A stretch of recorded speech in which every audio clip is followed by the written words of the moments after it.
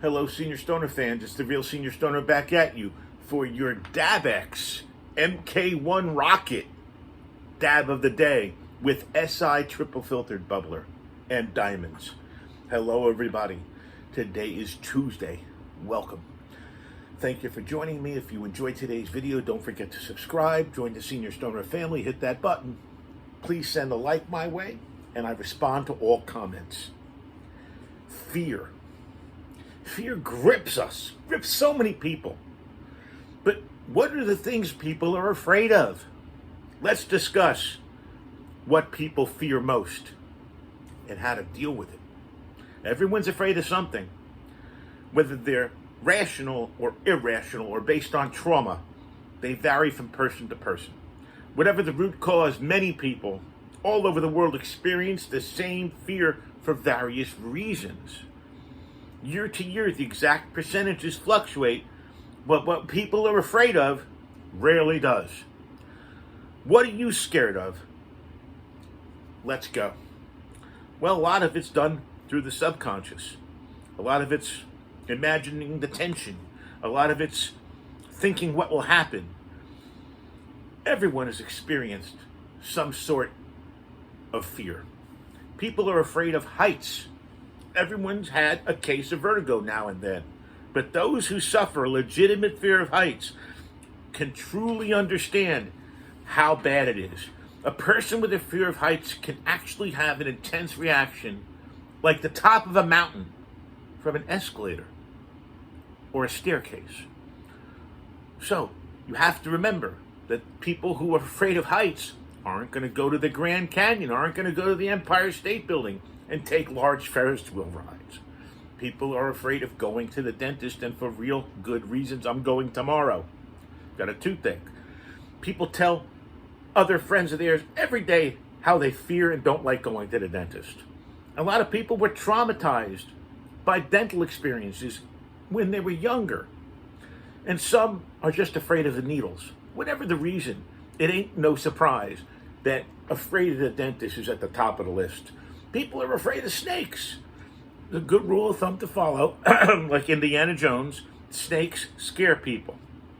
People are afraid of flying. Millions and millions of dollars are spent on drugs, self-help books, behavior modification, all kinds of things to help the fear of flying. Well, you know what? There are only a few mechanisms that really help you cope if you are a person afraid of flying. In fact, that particular fear stands alone as one of the greatest fears. Travelers aware of this fear are encouraged never to fly unmedicated as a courtesy to fellow passengers. People are fearful of spiders and insects. Arachnophobia is the irrational fear. Millions of people suffer from it. People will just shiver at the sight of a daddy long legs. How about enclosed spaces? Fear of enclosed spaces. Well, that's claustrophobia, and it plagues a lot of people. Simple everyday experiences like shutting the door of a car, getting in an elevator, make people feel like they're being buried alive. And it distorts a little bit, but it's a very real fear. People are fearing rodents. They fear rodents, and truthfully, mice terrify more women than men, statistically. But I don't like them either. Some people fear dogs. Maybe you've had a trauma as a child. But a dog prone to attack is a dog you should fear. Fears are interesting things. Semaphores, flags in the Navy. Kind of what fear is. Fear is a signal. Fear is a signal that your alert is up to whatever the situation is that bothers you. People are afraid of failure. That's right, it's one of the most common fears that hold people back in their life. Fear of success is a great fear. Think about this. You'll say, well, how can anyone fear success? People fear success because once they are successful, they fear they're going to get comfortable. And then they feel they're going to get so comfortable that they'll never try anymore. And all the success will go away. Fear of loss is incredibly prominent because there are many people, myself out there, that had great things taken away from them. out of their control. Fear of being judged. Well, think about it. How about all the people that don't go anywhere or see anyone? The primary reason they don't do it is they're afraid of the other people judging them. So it's a huge fear, and it keeps people in a shell. So what has to happen is people have to try and not worry about pleasing everyone. Please no one. Please yourself.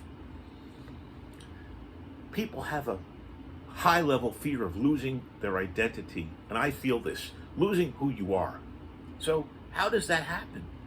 How do you lose who you are?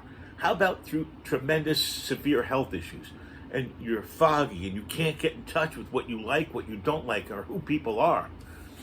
How about fear of losing control, which ties directly into that? You know, my grandma had Alzheimer's, but God bless her, she didn't know she had it. What if you know it? What if you know that you're deteriorating and you're losing control? What if you know these things? Do you surrender? You just throw in the towel? I don't think so. I think what happens when you find yourself without as much control as you had, or as much control as you thought you had, or you wanted, you cherish the control you do have. So, I think the fear of time is the valid one out of all of these, because time is the one that you can't get back. Time is the one there's not enough for. So it's called time anxiety. But what it means is that people fear they're going to live a short life. Not necessarily like me, because I'm physically in pain all the time and I feel like it's the end many times. People actually feel this way. And it's a time-consuming thing for someone who does. Because what they do is they're always planning for the end, because they fear it's going to be over. People fear sometimes who they really are. What if you're a monster? What if you're a nasty, horrible person and you know it? You're going to look in the mirror and say, boy, I really don't want to be this person to other people, but I can't control myself possibly. So it's really important that you understand, if you're behaving in a way that you don't want to behave, it could be what's called the imposter syndrome. That's right. The imposter syndrome happens, and what it does is it makes you behave differently than you normally would have in a current situation. Doesn't matter if you're having pain, doesn't matter if you're having a good time. It's called the imposter situation, and it's spontaneous. You can't have it happen and all of a sudden I'm going to be Joe. What happened is, it's a defense mechanism where you don't want to be yourself. And I think what has tied me to this and why this is important is the fear of loss of the known. As I've gotten older, I've lost brain power. There's no question about it. My memory's not like it used to be. Recognition of certain things is not like it used to be. So that is a great fear of mine. And I fear the day that I don't know people, their names, talking in my circle. So for me, and a lot of people like me, the fear that we have is what's next. That's a hard fear to live with every day for me personally. I wake up every day in pain. I wake up every day saying to myself, where's the pain going to be today? That's the fear. The fear is what's next. What's going to happen to me next? How much more can I take? Think about how many people have that fear, about all the things that get piled on them, whether it's physical, emotional, whatever it is. Enough already. Well, that's a pretty sound fear to have. And when I was a public speaker, doing training meetings in front of hundreds of people, motivational meetings, whatever it was, people used to say, my God, you do such a great job at this, and I was just doing what I like to do. The reason I was able to do it so well is I didn't fear public speaking. That, by the way, could be one of the biggest fears people have, generically across the board. Speaking in public. Well, I guess I must have licked that, because here I am speaking to all of you and I love doing it. So if you enjoyed this discussion, or benefit from this discussion today on fears, what people fear, hit the subscribe button, please.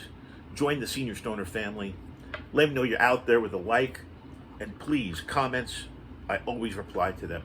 We're going to do a diamond hit with the MK-1 rocket by Dabex. And I'm ready for liftoff. Here we go. It's on the white setting. You can see it. Getting ready. And it's going to melt my dab right down. I'm watching it get melted as we speak. And as soon as I feel that little haptic thing, here we go. I'm going to take my hit. Cheers. Holy cow. The smoothness is the key. Remember that. What a partnership. Senior Stoner, Dabex, and Scientific Inhalations.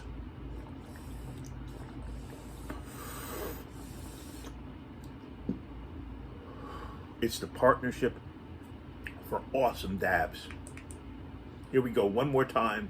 Gonna light it up one more time and get ready for liftoff. Here we go. Thanks for watching, everybody, and have a great day.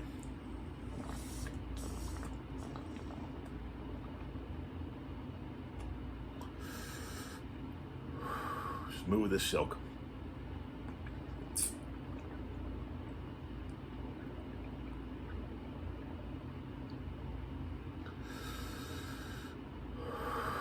Wow, the filtering does such an incredible job. This is the Dabex MK-1 rocket and the Scientific Inhalations triple filtered bubbler. You all have a wonderful day, and thanks for joining me today. Cheers, everybody.